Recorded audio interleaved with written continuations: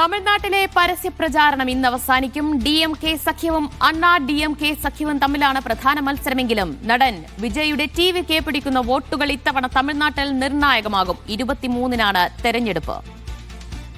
കടലൂരിൽ നിന്ന് MK ഷുക്കൂർ വിവരങ്ങൾ നൽകും.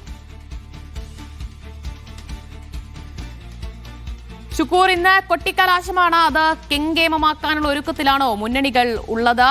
ഇപ്പോൾ അവസാന ലാപ്പിലേക്ക് പ്രചാരണം അവസാനിക്കുന്ന ഘട്ടത്തിലേക്ക് എത്തി നിൽക്കുമ്പോൾ എങ്ങനെയാണ് DMKയുടെയും അണ്ണാ DMKയുടെയും ഒപ്പം TVKയുടെയും പ്രതീക്ഷകൾ?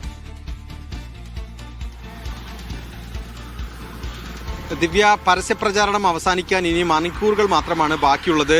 അല്പം മുമ്പ് DMK അധ്യക്ഷൻ കൂടിയായ MK സ്റ്റാലിൻ ഒരു വീഡിയോ സന്ദേശം പുറത്തിറക്കി. അതിനകത്ത് അദ്ദേഹം പറയുന്നത് തമിഴ്നാട്ടിൽ മണ്ഡല പുനർനിർണയം നടപ്പാക്കി അവരുടെ അവകാശങ്ങൾ കവരാൻ ശ്രമിച്ച BJP തെരഞ്ഞെടുപ്പിന് ശേഷം എന്തൊക്കെ ചെയ്യും എന്നുള്ളതാണ് ജനങ്ങൾ ആശങ്കപ്പെടേണ്ടത്. അവർ ഈ ജനങ്ങളുടെ ശത്രുവാണ്. അതുപോലെ തന്നെ ഈ തമിഴ്നാട്ടിൽ DMK സഖ്യം ഹിന്ദു വിരുദ്ധരാണ് എന്ന് പ്രചരിപ്പിക്കുന്നുണ്ട്. ഈ സഖ്യം, അതായത് DMK സർക്കാരാണ് ഏറ്റവും അധികം ക്ഷേത്രങ്ങൾ നവീകരിക്കാൻ ഫണ്ട് അനുവദിച്ചത്.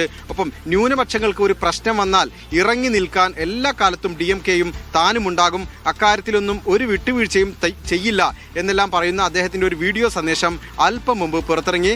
ഇന്നിപ്പോൾ എന്തൊക്കെ പ്രധാനപ്പെട്ട വിഷയങ്ങളാണ് പ്രധാനപ്പെട്ട നേതാക്കൾ ഉന്നയിക്കുന്നത് എന്നുള്ളത് പ്രധാനമാണ്. TVK നടൻ വിജയ് നേതൃത്വം നൽകുന്ന TVK ഈ തെരഞ്ഞെടുപ്പിലെ ഒരു കറുത്ത കുതിരയാകുമോ എന്നൊരു ചർച്ച വലിയ തോതിലുണ്ട്. ഈ വിജയ് ഇന്നലെ ചെന്നൈയിൽ നടത്തിയ റാലിയിൽ വലിയ തോതിൽ യുവജനങ്ങളും സ്ത്രീകളും പങ്കെടുത്തിരുന്നു. അത് വലിയ തോതിൽ വോട്ട് ചോർത്തുമോ എന്നൊരു ആശങ്ക AIADMKക്കും DMKക്കും ഒരുപോലെ ഉണ്ട് എന്നുള്ളതാണ് പ്രധാനം.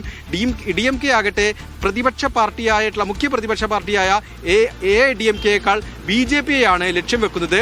അണ്ണാ DMKയെ കുറിച്ച് പറയാതെ BJPയെ കുറിച്ച് കാര്യമായി വിമർശനം ഉന്നയിക്കാനാണ് DMK എപ്പോഴും ശ്രദ്ധിക്കുന്നത്. 243 സീറ്റുകളിലാണ് തമിഴ്നാട്ടിൽ തെരഞ്ഞെടുപ്പ് നടക്കുന്നത്. ഒരു ഘട്ടമായാണ് തെരഞ്ഞെടുപ്പ്. തമിഴ്നാട്ടിൽ കേന്ദ്ര ഏജൻസികളുടെ കർശന നിരീക്ഷണമുണ്ട്. ആദായനികുതി വകുപ്പും EDയും എല്ലാം രംഗത്ത് വളരെ സജീവമാണ്. കഴിഞ്ഞ ദിവസം കോൺഗ്രസ് അധ്യക്ഷന്റെ വീട്ടിൽ ആദായനികുതി വകുപ്പ് റെഡി ചെയ്തിരുന്നു. ഇന്നൊരു DMK നേതാവിന്റെ വീട്ടിൽ പരിശോധന നടത്തി പണം പിടിച്ചെടുത്തു. സമാനമായ രീതിയിൽ മറ്റ് കേന്ദ്ര ഏജൻസികളും പ്രതിപക്ഷ പാർട്ടികളുടെ നേതാക്കളെയും അവരുടെ സ്ഥാപനങ്ങളെയും ലക്ഷ്യം വെച്ച് നീങ്ങുന്നു എന്നൊരു വിമർശനം DMK നിരന്തരം ഉന്നയിക്കുകയാണ്. എന്തായാലും തമിഴ്നാട്ടിൽ പരസ്യപ്രചാരണം അവസാന മണിക്കൂറുകളിലേക്ക് കടക്കുമ്പോൾ DMKയുടെ ഒരു മുൻകൈ വളരെ പ്രകടമാണ്. അപ്പോഴും TVK പിടിക്കുന്ന വോട്ടുകൾ ആർക്കാണ് നഷ്ടമുണ്ടാക്കുക എന്നുള്ളതാണ് പ്രധാനപ്പെട്ട ഒരു സംശയമായി ഉയരുന്നത്.